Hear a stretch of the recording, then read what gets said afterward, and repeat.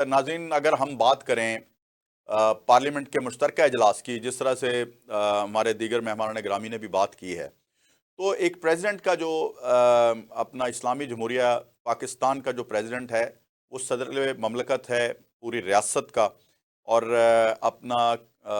मैं समझता हूँ कि उसकी एक अपनी अहमियत है। तो उस प्लेटफॉर्म से अगर हुकूमतों के ऊपर तनकीद शुरू हो जाएगी तो उसका पहले हम खमियाजा भुगत रहे हैं खान साहब के दौर का, वहाँ भी इसी तरह का सिलसिला था और आज भी इसी तरह का जो सिलसिला एक दूसरे के ऊपर तनकीद कर रहे हैं। फिर छोड़ दें हुकूमतें, फिर करने दें जो हुकूमत यहाँ कर रहे हैं। फिर क्यों ये इस तरह के मामलात हैं, क्यों आवाम का कॉन्फिडेंस जो है शेक किया जा रहा है। मेरे साथ इन मौज़ूआत पे गुफ्तगू करने के लिए मौजूद हैं, किसी तारफ़ के मोहताज नहीं हैं, हमारे दोस्त हैं, बड़े भाई हैं, मुबीन काजी साहब सुप्रीम कोर्ट के बहुत ही ज़बरदस्त किस्म के वकील हैं और इनका एक अपना म्यार है काम करने का और बड़ा सॉफ्ट स्पोकन है। वेलकम करते हैं प्रोग्राम में काजी साहब को। काजी साहब अस्सलाम वालेकुम। वालेकुम सलाम शमसी साहब। अच्छा काजी साहब, ज़रा मुझे बताइए कि सदर ममलकत का खिताब आपकी समातों से भी गुजरा होगा, आपने देखा भी होगा पार्लियामेंट के मुश्तरका इजलास से, कोई लेवल नज़र आया आपको खिताब का? जिस तरह सदर ममलकत कोई खिताब फरमाते हैं, उनका अंदाज़ या पाकिस्तान के मुस्तकबिल की कोई बेहतर आबियारी और हुकूमत की अप्रिसिएशन, मुझे तो कुछ और ही नज़र आया। देखिए, हमें अनफॉर्चुनेटली हमें पिछले भी जितने भी खिताबात जिस भी सदर के देखते हैं, बहुत कम ही आपको किसी का नजर आया होगा कि जी हेड ऑफ द स्टेट होता है प्रेसिडेंट, के वो हेड ऑफ द स्टेट आके वो कोई पॉलिसी, कोई विजन अपना और एक एज इम्पार्शल, उसकी पॉलिटिकल लॉयल्टीज नहीं होती जब सदर बन जाता है, तो आपको कभी नहीं नजर आया कोई इम्पार्शल और एक इंडिपेंडेंट ओपिनियन सदर की तरफ से कभी भी नजर आए। ये हिस्टोरिकली है। और आप जितने देख रहे हैं कि हर सदर की जो इजलास होता है उसके अंदर यही हल्ला गुल्ला और यही लड़बाजी होती है। ये हिस्ट्री हमारी बनी हुई है। अनफॉर्चुनेटली हमारा एक तो वैसे ही सदर का ओहदा जो है वो, तो मेरे ख्याल अब सदर और गवर्नर के ओहदे खत्म कर देने चाहिए, जिस तरह ये सिर्फ और सिर्फ इन ओहदों पे आपका कौम का भारी भरकम पैसा खर्च होता है, बाकी इख्तियारात तो इनके पास है ही नहीं। आइन के अंदर अब कोई इख्तियार नहीं रह गया, बराए नाम सिर्फ साइन करने के इख्तियार हैं। तो आप इतने बड़े बड़े इनकी ऑफिस, इतने बड़े बड़े प्रोटोकॉल, मेरे ख्याल अब पाकिस्तान को जरूरत है कि पाकिस्तान अपना सारा निजाम तब्दील करे। मौजूदा निजाम फरसुदा निजाम हो चुका हुआ है और it has failed to deliver. अब नया निजाम बनाए और ऐसे जिस तरह जितने भी ऐसे ओहदे हैं जो कि अननेसेसरी सिर्फ बराए नाम है, अवाम का पैसा उन पर खर्च होता है, गरीब अवाम है, गरीब मुल्क है, सही। तो ऐसे तमाम ओहदे खत्म कर देने चाहिए। और ये इसी किस्म के जब ओहदे मौजूद होंगे तो फिर इसी किस्म के रिस्पॉन्स हाउस के अंदर होंगे। ये तो प्रेशस कल का देखें इजलास से कितना पैसा खर्च हुआ होगा, ये अवाम का पैसा जाया है सारा। अवाम ने पहले अप्रिशिएट किया था, बानी पीटीआई इमरान खान जो हैं उन्होंने इस तरह की बात की थी जो आप कर रहे हैं, गवर्नर हाउस जो हैं उनके बारे में और दीगर। फिर वो अपने दौरे हुकूमत में इसको भूल गए। करते क्या है, वादे वही तो करते हैं लेकिन इनिशिएट कोई नहीं करता इसको। देखिए, असल में आपको इतनी आईनी मेजॉरिटी चाहिए होती है कि जब आपके पास किसी ऐसी टीम के पास जिसके पास कॉन्स्टिट्यूशनल अमेंडमेंट की का इख्तियार हो, इतनी तादाद मौजूद हो, वो ये कर सकते हैं। उनके पास भी इतने इख्तियार आते हैं। अभी तो आपने जब ये की है, जब तक आपने चेयरमैन वो ले सकते हैं 8 वोट रिजेक्ट करवा के, सुने बदल के, तो ये नहीं कर सकते थे। सुने नहीं, आईनी तरमीम नहीं के काबिल नहीं थे ना वो, कोई भी आईनी तरमीम, वरना पता नहीं कितनी आईनी तरमीम कर चुके थे। अब जिस तरह इस हुकूमत में जिस तरह एस्टेब्लिशमेंट ने किया है, 26वीं आईनी तरमीम जिस तरह पास कराई है, तो उसमें आईनी तरमीम में सिर्फ ये सियासी मकासद के बजाय आप कोई वसीब तर कौमी मफाद की भी तो आईनी तरमीम कर सकते हैं ना। जब आपके पास इख्तियार है कि आप तमाम मेंबर्स आपके हाथ में है, जुडिशरी आपके हाथ में, तो मेरे ख्याल ये काम करने चाहिए जिससे को आवाम को फायदा भी हो, को मुल्क को, हमारी रियासत को फायदा हो। और अब आप ये देखे कि भाई अगर ये सारे इख्तियारात किसी ने अपने हाथ में लिए थे तो उसका फायदा कौम मुल्क को हुआ है, अवाम को हुआ है। सिर्फ कोई सियासी फायदे और अपने जाती कंट्रोल की बात नहीं है। तो मेरे ख्याल अगर करना ही है तो इस वक्त ये काम करते हैं। इससे ज्यादा अच्छी सूरत हाल क्या होगी? आप छोटे सूबे भी बना लें, आप एडमिनिस्ट्रेटिव डिवीजन जो है उनको सूबा में कन्वर्ट करें और आप ये इस किस्म के तमाम गैर जरूरी ओहदे जो हैं वो सारे के सारे खत्म करें और एक सिंप्लीफाइड सिस्टम लाएं पाकिस्तान के अंदर, जाके कम से कम आपके अखराजात हों और आप ज्यादातर महकमे प्राइवेटाइज करें। आप अवाम को ये मैनेज करने दें चीजें, आप बिजनेसेस, स्टेट इंस्टीट्यूशन जो है वो बिजनेसेस कंट्रोल ना करें, बिजनेसेस के अंदर मत आए, ताकि वो बिजनेसेस पे उसका खर्चा भी ना हो। जैसे कल आपने बलूचिस्तान में देखा है कि उन्होंने बताया महकमा जो ज़कात है वो 20-25 करोड़ देनी होती है और 1.25 अरब का उस महकमे का खर्चा है। बिल्कुल तो क्या तो कैसी इस किस्म की आपको बेइंतहा मिसालें आएंगी बहुत ढेर सारे महकमों में। तो महकमे पूरी दुनिया में कम से कम किए जा रहे हैं, लेकिन अमेरिका ने वो DOG अपना बनाया डॉट के नाम से, सर आप बिल्कुल तो यहाँ भी होना चाहिए। दुरुस्त कर रहे हैं, लेकिन मुझे बताइए कि ये जिनके वोटों से ये प्रेसिडेंट बने हैं, या इनको मैं समझता हूं कि प्रेसिडेंट को तो कभी भी इवन PTI ने वोट नहीं दिया, हालांकि उनकी हुकूमत है KPK में, तो KPK की हुकूमत को कोई अपना तजावीज़ तो दी जा सकती हैं, लेकिन प्रेसिडेंट तनकीद नहीं करता। ये मेरी बात से आप एग्री करते हैं? देखिए, प्रेसिडेंट का काम नहीं है तो तनकीद में वहां पे खड़े होकर तनकीदें करेंगे, तो वहां पे प्रेसिडेंट तो हेड ऑफ द स्टेट ही। बिल्कुल, यही मैं पूछना चाह रहा हूं आपसे, क्योंकि आप कानूनी और आईनी बात को समझते हैं।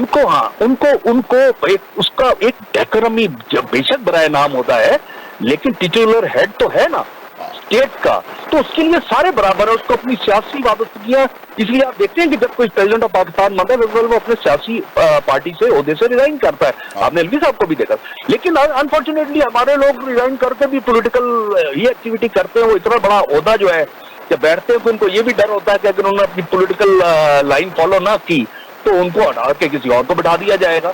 तो ये या तो इस निजाम इसको खत्म करें, या फिर सदर के ओहदे को कुछ इख्तियारात दें ऐसे कि वो फिर एक इंडिपेंडेंट पर्सन के तौर पे, हेड ऑफ द स्टेट के तौर पर कोई इख्तियार उसके पास हो कि वो इख्तियारात इस्तेमाल कर सके। जब स्टेट अगर के रास्ता गवर्नमेंट अपनी जगह से हट रही हो तो एटलीस्ट वो तो एक इदारा बैठा हो जो इंडिपेंडेंट, नॉन पॉलिटिकल होके और इम्पार्शियल होके कोई डिसीजन ले सके उस वक्त। ठीक है। अच्छा सर, एक मतलब आपके पास तो खबर आ गई होगी, IMF जो है वो बिजली सस्ती करने की जो तजवीज़ थी शहबाज शरीफ गवर्नमेंट की, उस पे उन्होंने मान ली है। तो ये आवाम के लिए आप कितना बड़ा रिलीफ समझते हैं इस गर्मी के मौसम? हमें तो ये देखना है कि जी IMF ने कभी इस चीज का नोटिस लिया कि जी ये बड़ी बड़ी बेइंतहा तादाद में कैबिनेट मेंबर्स अपॉइंट हो जाएं और वो इतने ह्यूज एक्सपेंसेस, अननेसेसरी जो स्टेट के एक्सपेंसेस हो रहे हैं, पता नहीं वो IMF की नजर में वो चीज इंपॉर्टेंट ही नहीं है। वो तो सारी चीज जिससे अवाम इफेक्ट हो रही होती है वो वाले ज्यादातर कहते हैं डिसीजन के इसको बर्डन कर दो मजीद।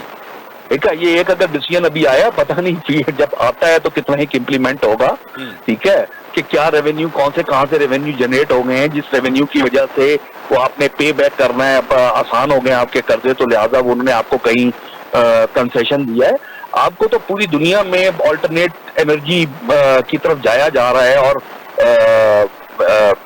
बिजली क्रिएट की जा रही है, एनर्जी पैदा की जा रही है अपनी इंडस्ट्री के लिए, और उसके लोगों को छूट दी जा रही है सारी। हमारे यहाँ है कि हम अपना इतना पानी होते हुए भी हम इतने ढेर सारे प्रोजेक्ट कर सकते हैं। हम ये जगह जगह जो आपके बैराजेस बने हुए हैं, इन सब बैराजेस से बिजली जनरेट हो सकती है, लेकिन पता नहीं क्यों हमारे यहाँ बिजली जनरेट नहीं की जाती।